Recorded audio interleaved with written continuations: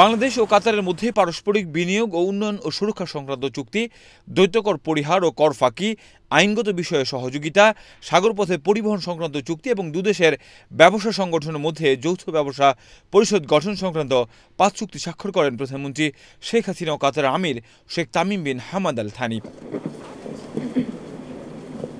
পরে উভয় দেশের মধ্যে 5টি সমঝোতা স্মারক সই হয়। এর মধ্যে কূটনৈতিক প্রশিক্ষণে সহযোগিতা, উচ্চশিক্ষা ও বৈজ্ঞানিক গবেষণা, যুব ও ক্রীড়াক্ষেত্রে সহযোগিতা, শ্রমশক্তির বিষয় এবং বন্দর ব্যবস্থাপনা সংক্রান্ত সমঝোতা স্মারক সই হয়। সমঝোতা স্মারকগুলোর মধ্যে সবকটিতেই কাতারের পক্ষে পররাষ্ট্র প্রতিমন্ত্রী সুলতান বিন সাদ আল মুরাইখি এবং বাংলাদেশের পক্ষে পররাষ্ট্র মন্ত্রণালয়, যুব ও ক্রীড়া, প্রবাসী কল্যাণ ও বৈদেশিক কর্মসংস্থান মন্ত্রণালয় এবং নৌপরিবহন মন্ত্রণালয়ের মন্ত্রী প্রতিমন্ত্রীরা সই করেন। এর আগে প্রধানমন্ত্রীর কার্যালয়ের শিমুল হলে একান্ত বৈঠক হয় শেখ হাসিনা ও Sheikh Tamim bin Hamad Al থানির। পরে চামেলি হলে দুদেশের প্রতিনিধিদের নিয়ে দ্বিপক্ষীয় বৈঠক করেন প্রধানমন্ত্রী ও আমির। তারও আগে সকাল 10:15টায় প্রধানমন্ত্রী কার্যালয়ে পৌঁছালে টাইগার গেটে কাতারের আমিরকে ফুল দিয়ে উষ্ণ অভ্যর্থনা জানান প্রধানমন্ত্রী শেখ হাসিনা।